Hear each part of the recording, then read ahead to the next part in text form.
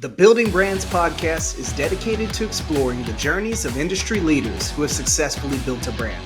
Join me, Robert Royer, president of Building Brands Marketing, and an entrepreneur who has successfully scaled multiple brands as we dive deep into the strategies, challenges, and insights that have shaped the success of industry leaders and provide you with the resources you need to do the same.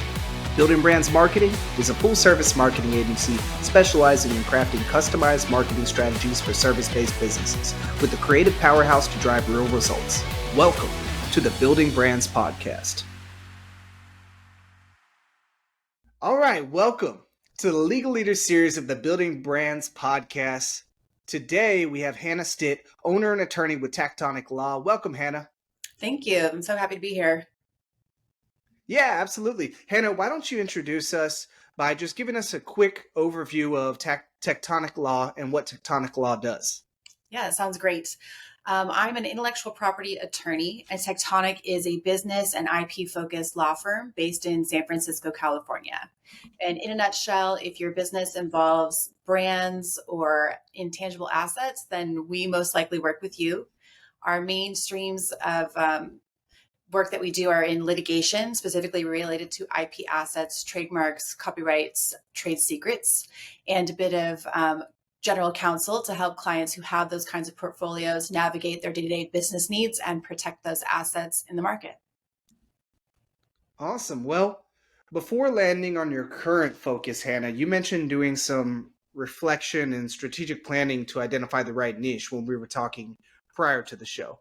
Could you walk us through what kind of exercises or analysis that you performed to narrow down your practice areas to IP, cannabis law, and litigation? Yes. So, I'm a lawyer. I'm trained as a lawyer. I'm not trained in marketing or necessarily even in business, as it were. So when I was a little bit younger in my career and thinking about how would I want to set up a business for myself or a practice for myself, I was interested in learning, what are the people out there who know what they're doing saying? At this time, which is probably around 10 years ago, a lot of people were discussing the importance of niching down, especially as a service provider. And this is largely related to how people have gone online with their businesses. So it's really easy to find anybody anywhere. So this advice to niche down, it really spoke to me. And when I was thinking about how to do it, it's really a lot of looking back at my own life. What is it that I, as a consumer of legal services and as a purveyor of legal services, find compelling? And I was thinking about it, and it's just so much easier for me to be able to kind of categorize my colleagues with like a top level category for what they do. A lot of us do a lot of different kinds of things, but generally when someone wants an employment lawyer, I think of the two people that I go to for that.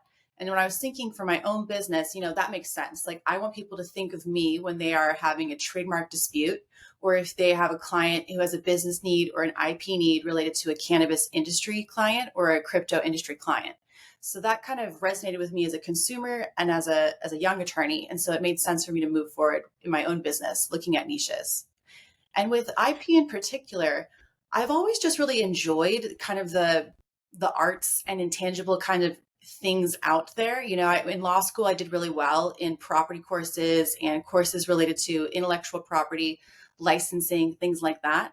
So it was kind of a natural hand holding for me to kind of marry my interest areas with my strong suits as a student and a young attorney. And that's how IP became what I focus on at Tectonic Law. Okay, interesting. And were there any unexpected discoveries during that process of, identifying that niche that shifted your strategy or direction at all? I mean, generally, yes. Like cannabis in particular is a good example because when I was in law school, I was very interested. I had been a consumer of cannabis, so I was interested in it from that perspective. But when I was in law school, we started having a few different states in the US open up their medical markets. So at the time that I was learning how to be a lawyer and figuring out, what kind of law do I want to practice, there was an emerging market out there. And when I was very young, a lot of the work was in transactions. A lot of people were just needing basic contracts. They wanted, a lot of people actually worked with their criminal attorneys at the time. So it was an interesting moment to see criminal attorneys providing civil transactional services, which is a little bit out of their wheelhouse, to people who are not really used to working in a more sophisticated business environment. And so I've seen in this niche area, my skills have had to grow with the market. So at first it was transactions and it was a lot of applying for permitting, things like that. And then it became compliance because you got your, business relationships in place and you got your permit in place, but now you have to make sure that you're actually meeting all of your governmental, regulatory hurdles. And then as those Hmm. businesses themselves grew, they actually start having disputes with one another. There's, their actual brand disputes and confusion in the marketplace. So my skills have grown as the market has changed. And I think that if you're going to be niching down, especially in emerging industry, you're definitely going to want to have a little bit of flexibility in your game plan for what you're going to do, because things do change and your clients are going to come to you with things that they might not have realized were important to their business, but they're going to need you to be helping with them that because you're their go-to person and actually understands their product or service. Yeah, I love that. So I am curious, like one of the biggest things I see, it's difficult for attorneys to niche down and law firms to niche down because of that fear of missing out on that piece of business that, they're maybe not turning away, but they're definitely not seeking anymore that, could be additional revenue within the firm. And so there's the fear of missing out on business opportunities. What gave you the confidence to really focus in, and how has that decision shaped your business model or branding for the firm after you niched down? Great question. So, first of all, I find it still very hard these days to say no to work that I could do, even though it's not Yeah. necessarily inside of my elevator pitch for what Tectonic Law is about. So, I really struggle with Hmm. that all the time. But generally, I sense that a confidence builds in myself to say no to a type of work when I think about what is really the potential client or even the existing client's goal.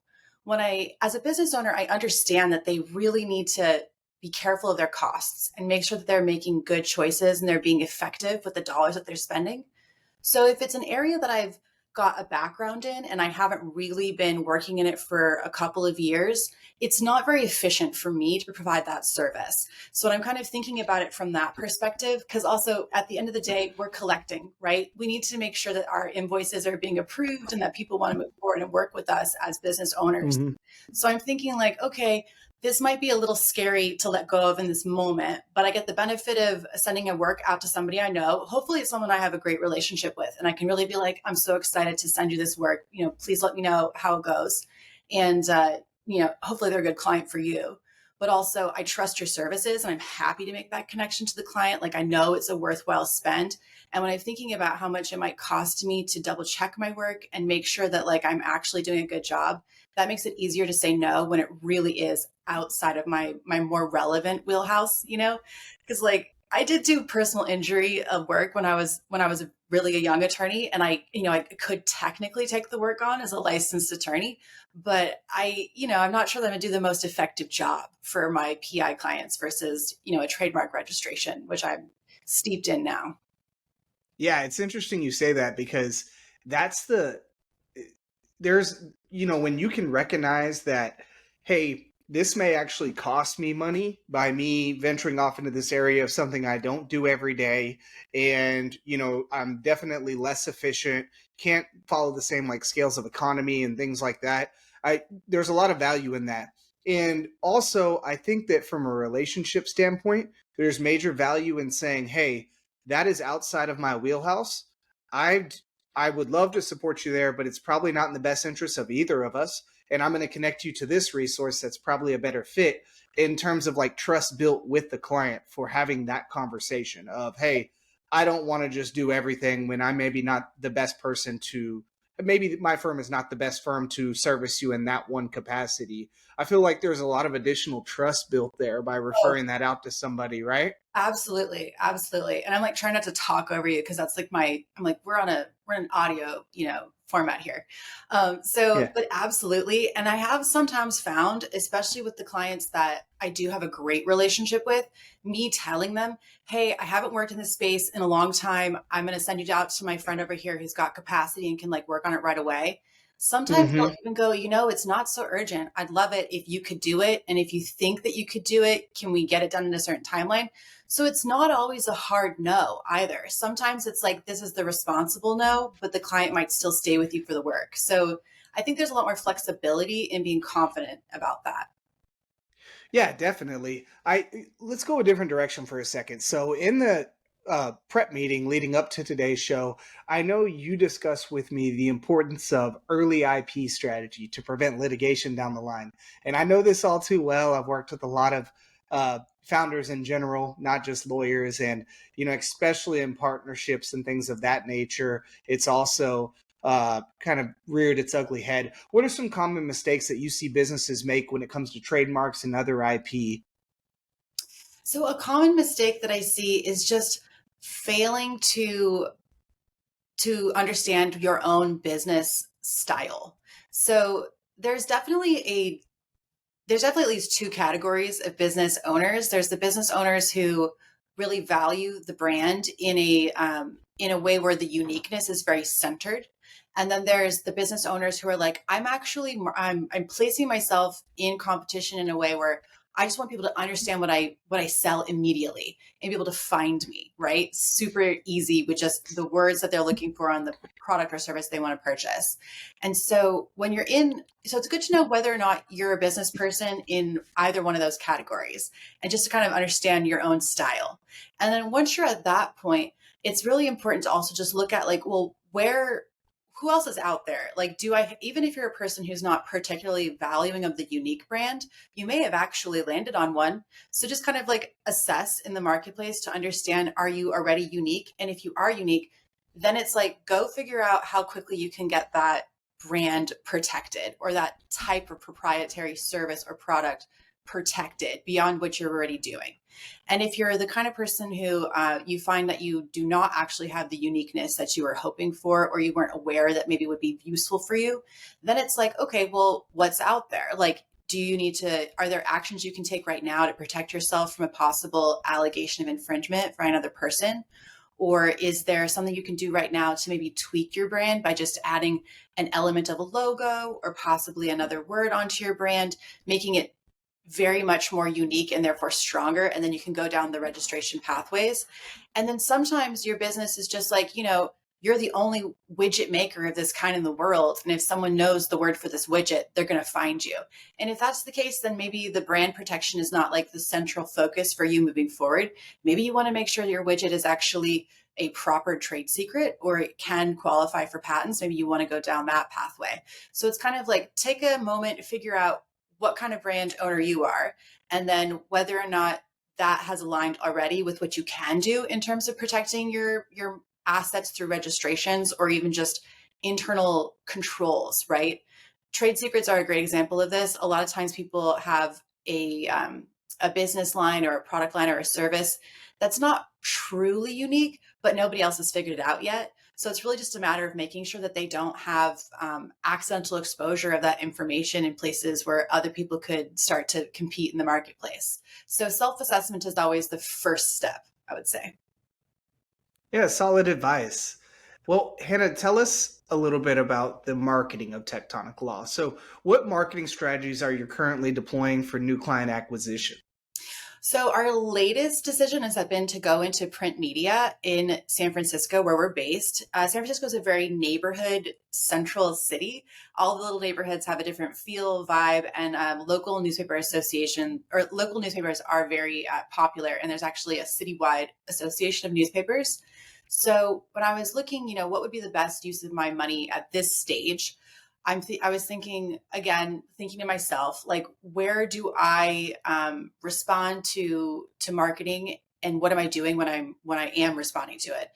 And a lot of the times, I'm actually like picking up the local paper and kind of flipping through it when I'm like going to get my nails done, or if I'm waiting to pick up my daughter from school and I just have like 5 minutes and I don't want to read my phone and things like that. So I was thinking about myself and I figured that the print media made sense as an investment print media is actually extremely expensive, at least from what I've been finding. And so it's a little Hmm. hard to decide at first, like, is this something I should do? And I ultimately decided, okay, we got to try it at least for a year. We're gonna measure it, see if it works, right? But I went for a year in the three neighborhoods that have the higher income brackets that could actually most likely have consumers who are able to afford my services, because IP is niched upon niched in that usually your business is a little bit Yeah. farther along so that you can, afford the registrations and things like that. And so that was one aspect of my plan for the recent, for I guess for the 25-26 year that we're going into.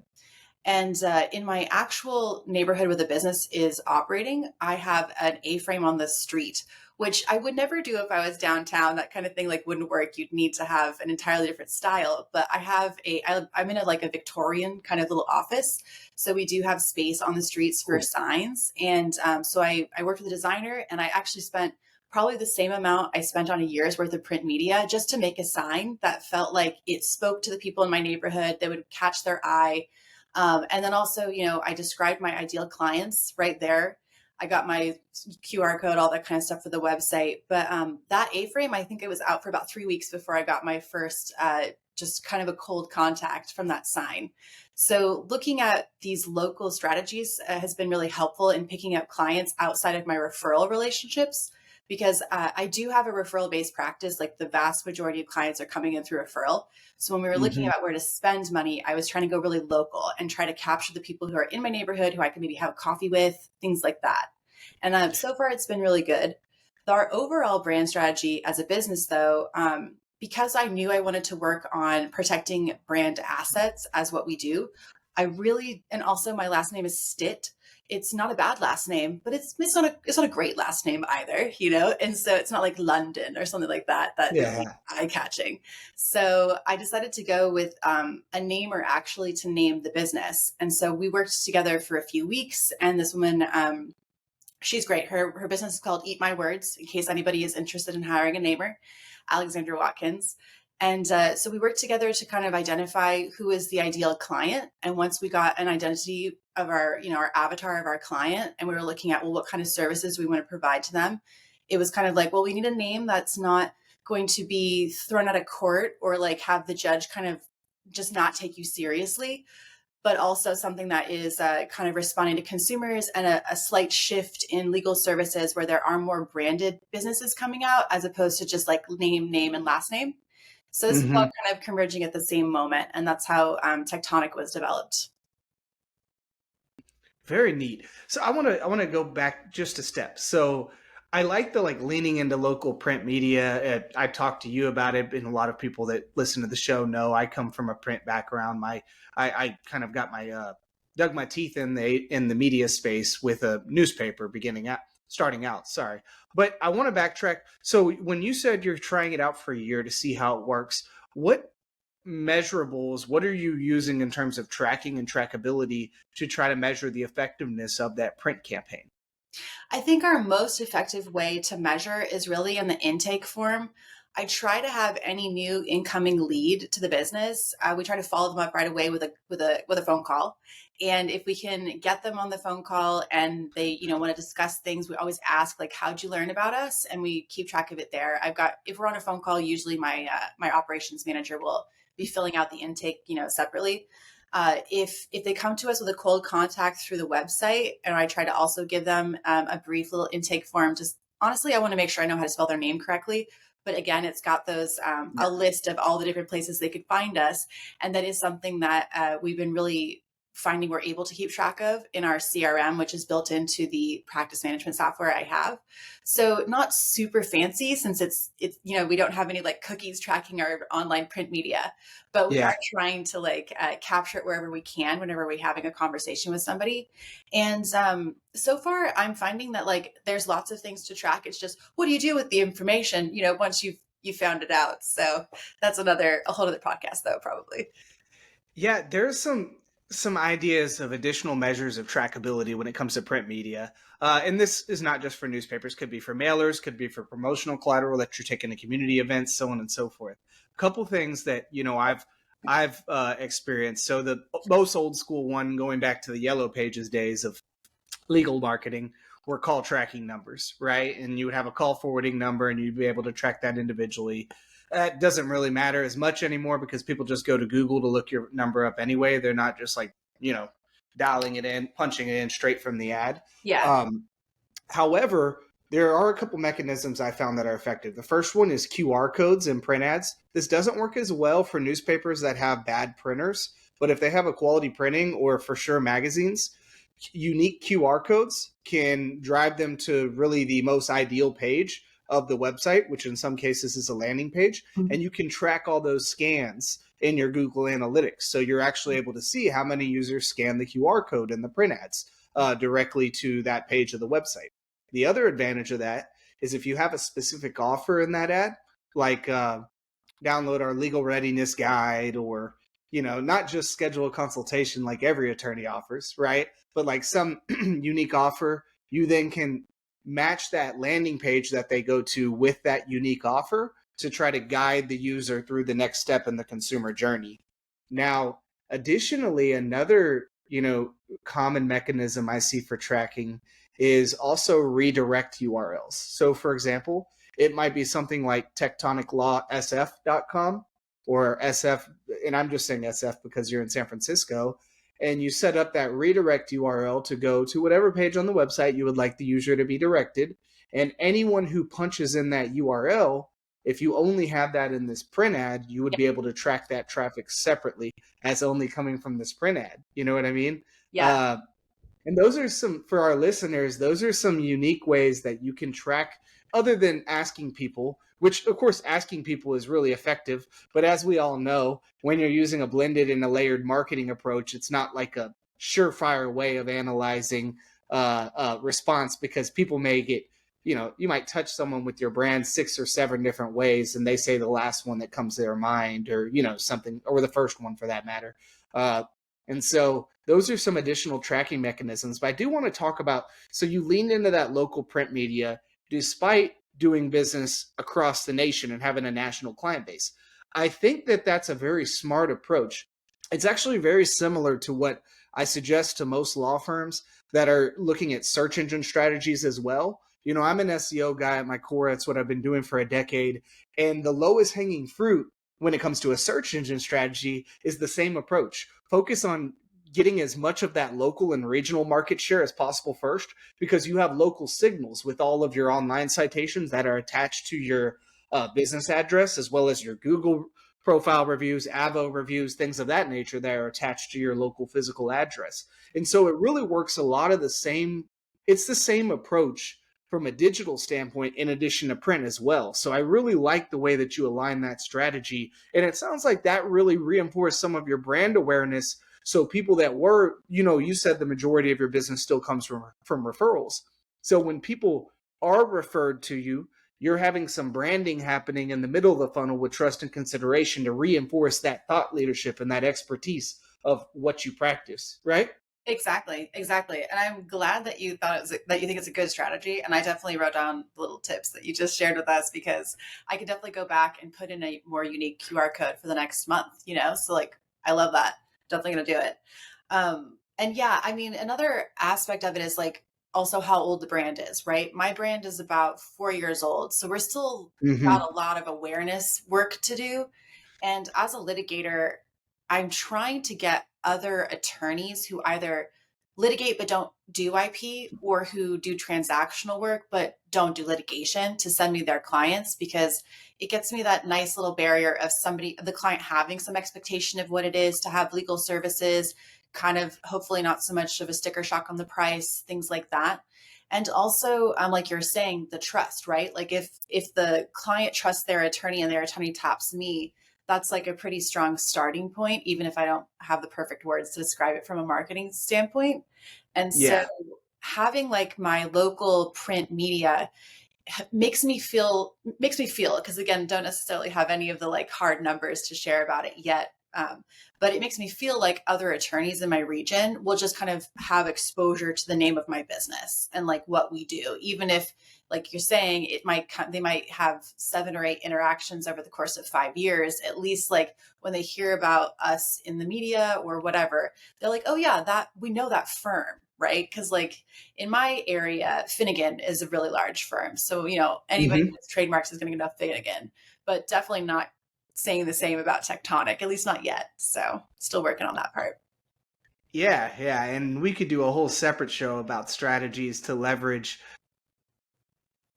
larger, more aware competitors. So that's a separate conversation. So I think that one of the things, Hannah, that I will also touch on related to the branding component is, we know that really, in my opinion, a lot of service-based entities look at so much of the top of funnel strategies like search engines and things of that nature, and they're trying to make the connection all the way from initial awareness search directly to the bottom of the funnel to decision. And the reality is there's a gap in between that has to be filled somehow.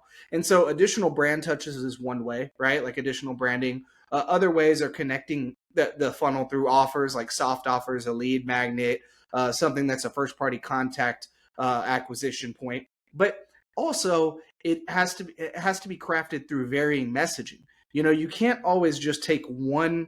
Let's say like somebody comes in from a search engine and drive them all the way through, because there's something in the middle that we have to provide them a value proposition, or what are the key benefits that we do from our competitors, what makes us uniquely different, what makes us a better fit for their company compared to one of the other choices that are out on the market.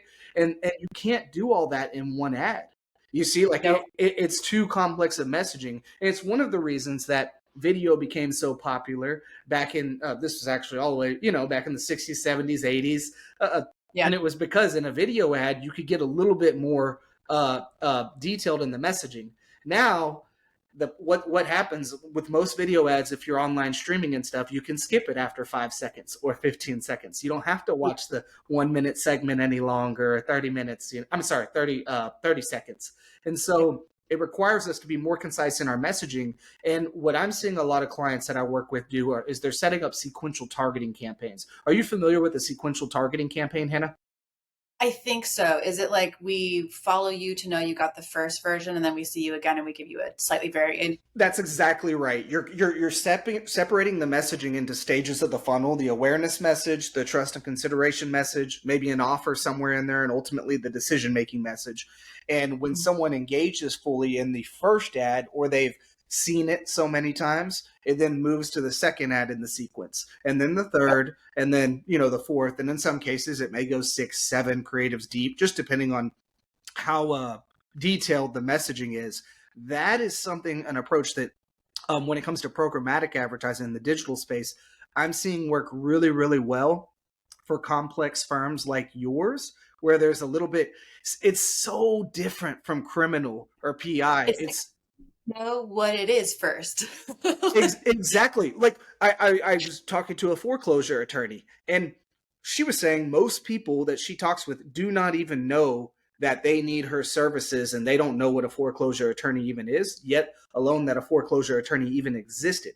And so criminal, it's so obvious. Hey, I get out of jail. Okay, I need representation. I have court in a month. I need to go to Google, and it's like it's such a straightforward consumer journey. It's way more complex than that in your space. And it requires more education, information, trust, social proof, all those things. So I find your industry just fascinating on the marketing journey. Yeah, and I feel like I'm still learning about it, Like I've been a business owner now for 4 years. The brand's about 4 years old. I've been an attorney for 10 years, but I was just an employee before, so I wasn't really, responsible for marketing Yeah. and things like that. And now that I am, it's back to kind of the question on like the digital campaign for the national scale. For a long time, I was just like, what even is the part of my business that makes sense to boil down to for a simple widespread marketing push? And I think at this point, it might make sense to do trademark prosecution. But even so, like I do tend to still want to think of like my ideal client in some ways is the other attorney. It's the attorney who knows that their client needs this work, but they Hmm. need to make that connection and they need to maybe explain to their client even why it's important, because that learning part can take weeks and months, right? Because it's also at the same time as the budgeting part. So yeah, it's an interesting space to be niched like this, and to kind of have like my end client is not going to be an attorney, but my first touch on the client often is an attorney. So I want to kind of be getting in front of attorneys and like where attorneys are looking at information. Yeah, it's interesting you say that because it's very similar. We work with doctors and lawyers and medical specialists, gastroenterologists, rheumatologists. It's very much the same approach to them. Their number one entry point for new patients are other doctors. And Hmm. it actually is a whole different marketing approach. We call it an account-based marketing strategy. ABM is what it's referred to in the industry. And the thing about it is it's a much well, it's complex, but it's a more simple strategy because what you do is hey, these are the exact B2B contexts that I'm trying to reach out to. This is the geographic area, this is the size of their business, this is who they are within the business, so on and so forth. You plug all that into data compilers and you can identify, hey, these are the 1,500 businesses in this Tri County area. I'm just making up a hypothetical, but you're following me. And these are the exact businesses, the business owners, the contacts who are the exact person I'm trying to reach out to. And okay, I have this list of 1,500 people. I know this is the exact list of people I'm trying to reach out to. And it's the complete opposite of a print campaign or some of these like mass media Yeah. pushes, right? The billboards and stuff. It's the complete opposite. It's a narrow list. And I'm going, hey, trifold direct mailers, cold calling, doing some in person visits, setting up face to face meetings, just a hyper targeted relational approach, right? Yeah. And it's stark difference from the other side of the marketing strategy. But the beauty of that is it's way more affordable because So it's so hyper targeted and you're just zoning in and hitting those people over the head with your brand and custom audiences on social media, mailers, blah blah blah. And so with that being said, as you look at the national space and carving your teeth in what's a way more expensive market, account-based marketing is where I would position my efforts. yeah, I've already written it. I've written it down. And like, yeah, I think you're right. It makes sense to me. And like it's interesting, like you're saying, the difference between like the level of content that's needed. Yeah. Because thinking about it, right, like I could sell a trademark prosecution, which is just the word we use as IP practitioners to talk about you put a trademark application in before some jurisdiction and you do all the things until it gets registered or fully Hmm. rejected.